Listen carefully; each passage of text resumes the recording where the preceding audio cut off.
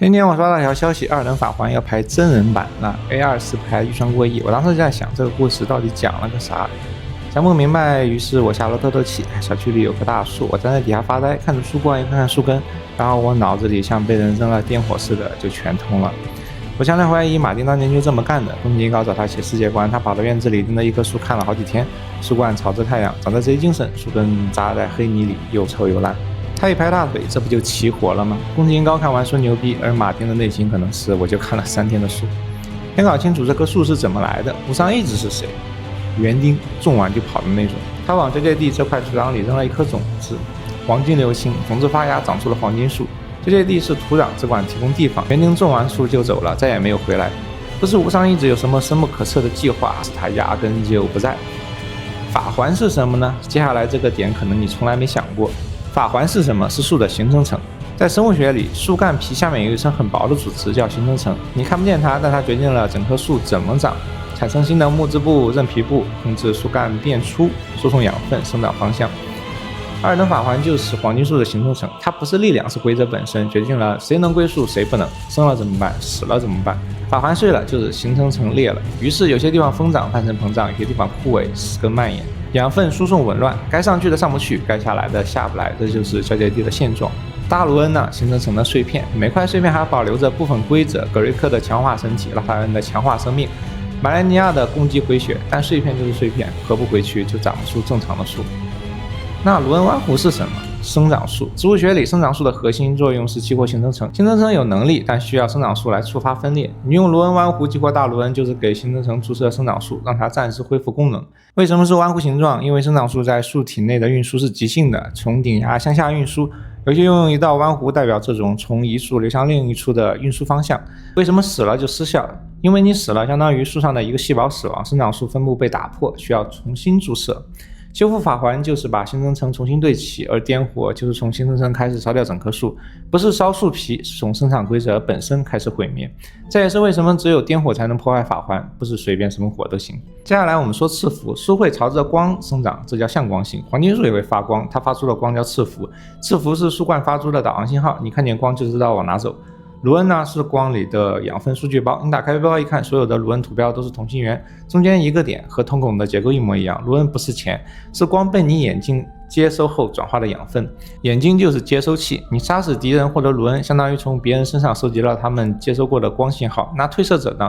游戏开头说褪色者是眼睛失去金色的人，他们不是瞎子，但接收器坏了，赤符的光还在，他们接收不了，所以他们不被系统引导，被当成了报废零件扔出了结界地。为什么玛丽卡要放逐他们，又把他们招回来？因为他砸碎法环之后，需要一批不受系统引导的人回来修树。如果还是那群被赤符牵着鼻子走的人，他们只能按照系统的指令行事，修好法环继续运行。他需要的是看得见光但不会被光绑架的人。褪色者就是这种人，曾经看得见赤符，但被系统抛弃了，现在回来，既能理解系统逻辑，又能跳出系统做出选择。园丁走之前留下了一只手的阴影，5根手指负责执行命令。园丁离开后，手指们接受不到新的指令了，双指留在树冠上继续执行种树第1天的程序。他们说的话不是园丁的意志，是很久之前的残留回音。3指沉入树根深处，在黑暗腐烂诅咒中，他读出了原始代码的最后一行指令：如果这棵树彻底长坏了，就烧了它。这是养护的终极手段，能救就救，救不了就烧掉。双指说继续长，3指说烧了它。点火结局就是你找到3指，让它握住了你，你执行了那条终极手段。为什么3指的系统更有说服力？因为黄金树的系统基础就是视觉，赤符用光引导，卢恩是瞳孔的形状，眼睛是接收终端。3指搞的是反向利用，双指的系统你看见赤符被引导按指令行事，3指的系统你看见点火被感染执行自毁程序。点火葡萄就是接收器被病毒完全占领后的产物，你看到点火程序就在你的接收器上开了后门，感染到晚期接收器被完全程序化，从眼眶里蹦出，变成一颗发黄腐烂的像熟透葡萄一样的眼球，它不再是你的眼睛，而是可以感染下一个人的病毒载体。那海胆为什么是盲人？因为他天生没有接收器，所以既不被赤符引导，也不会被点火感染。他可以通过吃下别人病变的接收器，也就是葡萄，来间接看到信号。他是唯一一个同时能绕过2个系统的人。禁树老翁是直接被3指拥抱过，变成自毁程序的病毒文件，在树根深处游荡。米德拉不小心碰到了一个禁树老公被感染了，但他靠意志力撑了几百年。妻子娜娜亚临终说：“请你忍耐。”他就是靠着这句话一直忍到你来。你闯入府邸，他再也撑不住了。原谅我吧，娜娜亚。他最后拔出剑与你一战，不是为了攻击你，而是他再也忍不下去了。这不是一个反派的故事，是一个被感染、被诱惑，却靠着爱忍耐了无数年的可怜人。梅琳娜是什么？黄金树曾经被巨人火焰严重烧伤，不是烧死，而是烧伤。那次大火之后，树上留下了一道永远无法愈合的疤痕，变成了人形。这就是梅琳娜，她不能被触摸，烧伤的疤痕当然脆。她闭一只眼，那只眼睛在大火中烧坏了，上面有爪痕。他知道玛丽卡的秘密，因为他是树的记忆。他的使命是带你去烧树。巨人火焰烧不死树，只能烧掉腐烂的树冠，让树换皮。他想要同一种火完成同一种修剪，直到你选择点火。你要烧的不是树冠，而是整棵树。他还睁开那只眼，变成了你的复仇女神。黄金树长起来之前，地底有一团火，它烧不死树，烧不到形成层，但它能烧掉树冠，相当于给树减脂。巨人就是这团火的化身，肚子里有火，信奉一只独眼的恶神。玛丽卡打赢巨人战争后，杀光所有巨人，只剩最后一个，只有他永远守火，又派火焰习武修士去监视。但地火灭不掉，他永远盯着树，等着重新被点燃。生命熔炉不是另一棵树，是黄金树发芽前的状态，一团混沌的原始生命力，根茎叶还没有分化。后来胚芽长成了树，那团混沌生命力被锁在树根深处，变成黄金树的古老记忆。熔炉骑士呢，是树的原始免疫细胞，它是葛弗雷的重甲骑士，体内寄宿着生命熔炉的力量。暗红色铠甲是原始树枝的颜色，它们能用金光幻化出尾巴、翅膀、脚，那是生命熔炉还没有来得及分化的特征。在黄金律法眼里，这些特征从神圣变成了恶兆。黄金树还是生命熔炉的时候没有规则，所有生命特征脚、尾巴、翅膀、多只眼睛全都混在一起。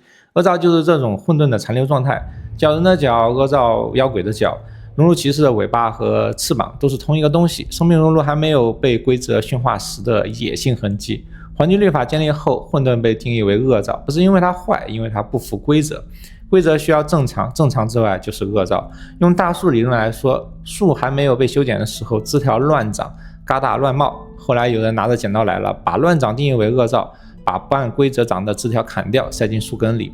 恶兆不是树的病，是树被修剪之后剩下的野性记忆。黄金树本身不产生能量，它吸收太阳的光，通过形成转化变成卢恩，分配给树上所有的生物。这就是归属系统的本质，一个能量循环系统。太阳是源头，黄金树是中转站，卢恩是货币，眼睛是接收器。用大树理论说，树不会自己制造养分，它靠叶子吸收阳光，通过树干转化为糖分输送到全身。黄金树就是交界地的光合作用器官，没有它，光还是光，但生物用不了。把前面说的串起来，黄金树本身就是一团混沌的生命熔炉，恶兆的状态。后来它被规则驯化，变成一个能量转化器，把太阳的光变成卢恩，维持交界地的循环。但驯化的代价是，所有混沌的痕迹，角、恶兆、熔炉、百象都被定义为恶，塞进了树根里。树根越塞越满，开始腐烂，腐烂产生毒素，猩红腐败。腐血蒙格，树脂黄金之子，怨念夜王。那些被塞进树根的恶兆一直等待一个机会，树烂腐烂，它就会从树根里爬出来，告诉所有人，你们现在的规则也是从我们这团混沌里长出来的。武者村是土壤里的一片原生苗圃，武者是这片苗圃里天生根系发达的幼苗，就和它们种在一起，根系就会纠缠一起长。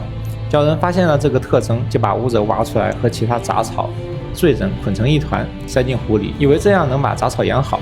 鲛人是黄金树支撑长出来的畸形增长，是生命熔炉的野性残留。它们的脚是木质部的增生，像树干上凸起的疙瘩。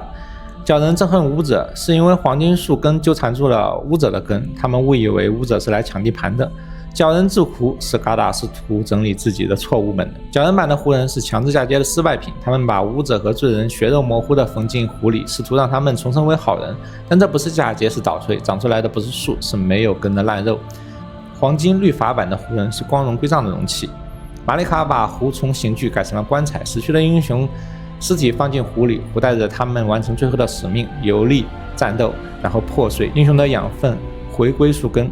亚历山大就是这种战士湖，同一个湖。鲛人用它制造畸形，玛丽卡用它完成归宿。黄金树就是这整棵树，交界地就是这棵树的花盆。树冠是黄金律法，生了归我，死了也归我，别问这么多。树根是生根底层，所有处理不了的东西，死亡腐败诅咒全塞地下去了。死亡子葛德文是树根里最大的一块死物，都在根部慢慢腐烂。猩红腐败就是树根腐烂产生的毒素，马利尼亚就是毒素冒出来的地方，它每次开花就是毒素积满了的一次喷发。鲜血君王蒙哥是在树根里发现腐血的人，树根腐烂渗出的腐液本是暗褐色的，他发现那股力量是诡异的暗红色，仿佛树根烂到了极致，渗出了血。他说这玩意带劲，就在旁边建起了鲜血王朝。白银之子是树根渗出的树脂，银白色的血，身体有缺陷，不被黄金律法接纳，因为树脂本来就是树吐出来的废物。颠火是养护的终极手段，而褪色者你是被叫回来处理这棵烂树的倒霉蛋。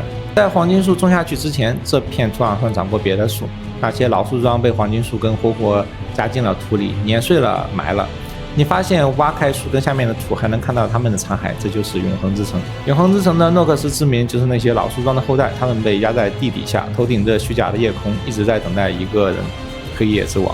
老树桩们的想象里，黑夜之王是推翻黄金树的救世主，他等待了几千年，王一直没来，这只是地底下的一个梦。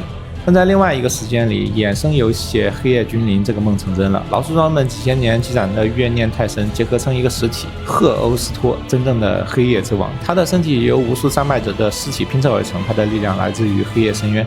他的目的是让黄金树永远见不到黎明，颠火是烧了算了，夜王是慢慢饿死你。那树旁边还有什么呢？乌兹利耶尼亚是树旁边的水塘，树根从水塘里吸水，水塘靠树根维持水土共生关系。卡利亚王室是水塘边的老宅子，不信树，信月亮和星星。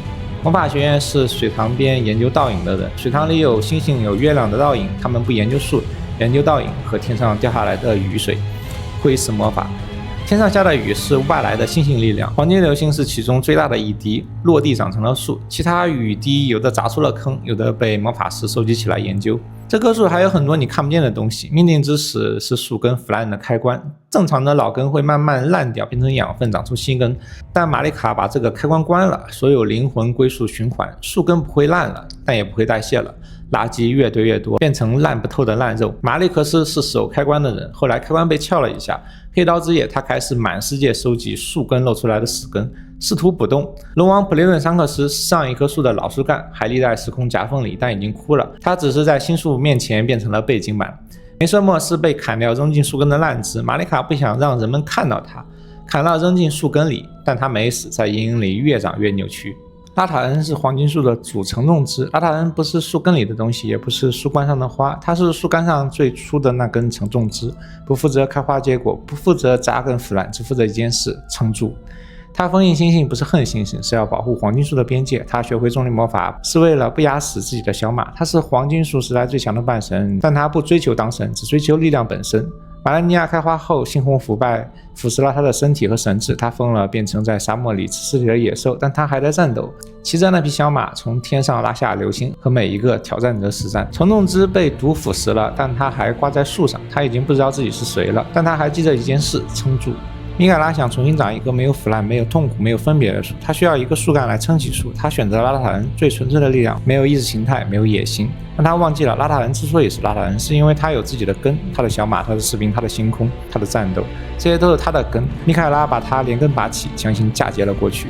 所以 DLC 里的拉塔恩不是拉塔恩，是拉塔恩的壳，一个被砍掉了根，插在米凯拉新树上的空枝。因此所有的结局就是不同的处理方案。修复法环，把行政城对齐，假装没事，十分的既然树根已经烂了，那就把烂泥翻上来，整棵树一起烂。主王子承认树根里的死亡是合法部分，跟树冠共存，镜面具给树加个过滤系统，把腐烂的味道压住，闻不到味儿就行了。拉尼，这棵树我不要了，砍了重种换块地，颠火养护的终极手段，从行政城开始烧掉，啥也不留。米凯拉回到行政城，重新长一棵不要根的树。米凯拉不是修树，不是烧树，而是回到行政城，想重新长一棵没有腐烂、没有痛苦、没有分别的树。但他为了实现这个温柔的世界，抛弃了自己的另外一半托丽娜。托丽娜就是他身上的树根，恐惧、怀疑、悲伤、绝望。他为了成为完美的神，把这些全扔了。你去见托丽娜的时候，他说：“请杀了米凯拉。”为什么？因为抛弃了自己树根的人，长出来的东西比原来更假。原来的黄金树至少还承认树根的存在，虽然藏了起来。米凯拉连新树根都不要了。没有根的树还能活吗？不能。米凯拉的爱是没有根的爱，那不是爱，那是控制。